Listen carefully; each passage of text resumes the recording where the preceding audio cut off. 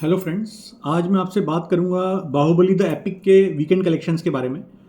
तो Baahubali the epic ने बनाए हैं, हिंदी में 4 करोड़ कमाए हैं, जो कि कम है क्योंकि संडे को 2 मैचेस थे। इंडिया का वर्ल्ड कप फाइनल था लड़कियों का, और लड़कों का भी ऑस्ट्रेलिया का था। दोनों मैचेस इंडिया जीती, तो लोग कम गए संडे को थिएटर में। तो इसलिए बाहुबली के एपिक के हिंदी कलेक्शंस तो कम है 4 करोड़।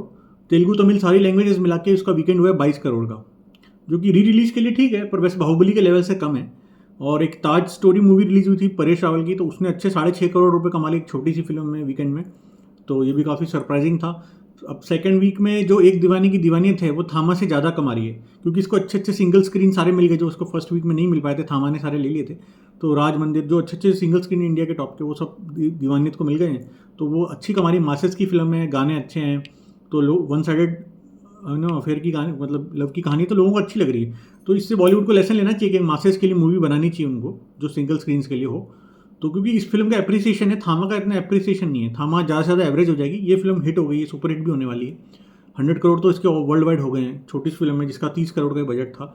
तो मैं खुश हूँ। सनम तेरी कसम का हीरो है हर्षवर्धन राणे, उसने फिर से एक सुपर हिट फिल्म दे दी है, तो इट्स गुड।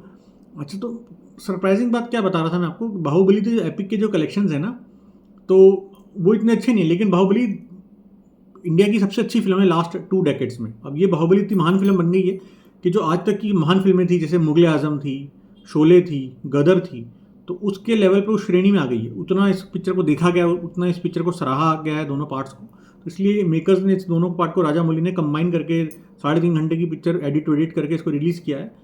पर इतना अच्छा रिस्पॉन्स नहीं आ रहा है जितना आना चाहिए था। लेकिन फिर भी ये बहुत लेजेंडरी फिल्म है। और अब डब फिल्म में तो इसके डायलॉग्स वगैरह इतने रिमेम्बरेबल नहीं है जो शोले के, मुगल आजम के लोगों को अभी भी याद हैं। वैसे डायलॉग्स तो इसके याद नहीं है। लेकिन अच्छा, ये एक नंबर 1 साउथ की फिल्म है ये, ठीक है, जो नॉर्थ इंडिया में भी चली है। नंबर 2 पे आती है पुष्पा, ठीक है, पुष्पा का जो ब्रांड है पुष्पा आती है नंबर 2 पे। और नंबर 2 पे आती है चंद्रलेखा। चंद्रलेखा के बारे में बताना चाहूँगा, ये 1948 की मूवी है, 1940s में रिलीज हुई थी, 1948 की मूवी है। और साउथ की मूवी थी, तो तमिल मूवी थी। फिर इसको हिंदी में भी रिलीज़ किया गया, कुछ पोर्शन फिर से रिलीज, मतलब नए रीशूट करके कुछ हिंदी एक्टर्स को लेके हिंदी में भी रिलीज़ किया गया था इसको क्रिसमस पे 24 दिसंबर को 1948 में। तो पिक्चर बहुत चली थी। उसका बजट था 3 लाख रुपए, और इसने कमाए थे 10 लाख या 15 लाख रुपए, 10 लाख से भी ज़्यादा। तो 3 लाख की फिल्म 15 लाख, उस जमाने में 3 लाख 40s में, यानी कि एक रीजनल फिल्म में किसी ने 250 करोड़ रुपए, आज के 250 करोड़ रुपए लगा दिए। सोचो, तमिल फिल्म में किसी ने 250 करोड़ रुपए लगा दिए। तो जो मेकर था उसने अपना घर वर सब बेच दिया, सारे गहने जवाहरात बेच दिए, सब गिरवी रख के सब उसने ये पिक्चर बनाई थी। सब कुछ अपना दाव पे लगा के उसने पिक्चर बनाई थी। तो देखो, उस जमाने के मेकर्स सब कुछ बेच देते थे, दाव पे लगा के घर वर सब बिक जाता, तब जाके वो इतने पैशन से फिल्म बनाते, इसलिए ऐसी लेजेंडरी फिल्म बनती थी। आजकल सब सेफ चलते हैं, सब स्टूडियोज आ गए हैं, तो कोई अच्छी पिक्चरें बनती नहीं है, ठीक है। तो चंद्रलेखा के बारे में, मतलब ये उस जमाने की बाहुबली है। उसमें 3.5 घंटे की मूवी थी, और ऐसे ऐसे एक्शन सीन्स थे, ऐसे ऐसे डांसेस थे, क्या बताएं। दो दो भाइयों की कहानी है जो अपने पापा के किंगडम के लिए लड़ते हैं कि हमें राज चाहिए। इसमें एक लड़की होती है चंद्रलेखा, जो गांव की डांसर होती है, विलेज डांसर होती है। तो दोनों भाइयों को उससे प्यार हो जाता है। एक भाई उसको किडनैप कर लेता है और बोलता है मुझसे शादी कर।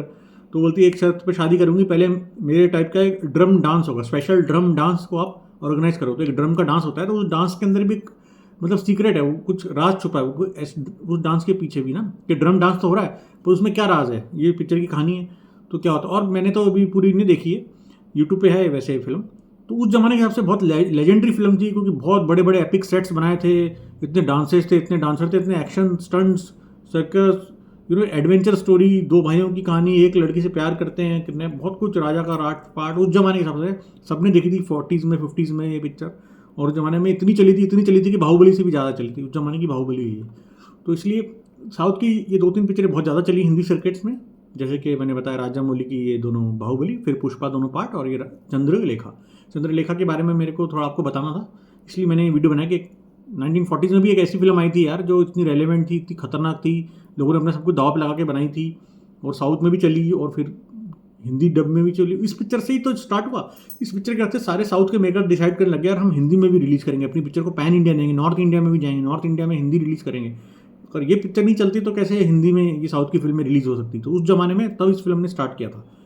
तो ये मैं आपको शेयर करना चाहता था। अगर आपको ऐसे वीडियोज़ भी अच्छे लग रहे हैं जिसमें मैं बॉलीवुड की बात कर रहा हूँ, बॉलीवुड की न्यूज़ की बात कर रहा हूँ, या फिर कलेक्शंस की बात कर रहा हूँ, तो मैं ये भी टाइम टू टाइम बनाता रहूँगा।